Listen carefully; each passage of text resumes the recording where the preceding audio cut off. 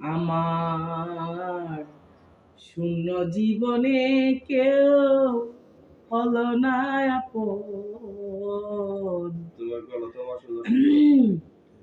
দর্শক, যদি আমার গানটা যদি ভালো লেগে থাকে লাইক কমেন্টস করবেন। এই গানটা আমার হাজবেন্ডকে আমি ভালোবেসে বিয়ে করছি। যদি ভালো লেগে থাকে, দর্শকের অনেক দুষ্টামি পাইজামি করি, কমেন্টসটিকে দেখবেন, লাইক কমেন্টস করবেন।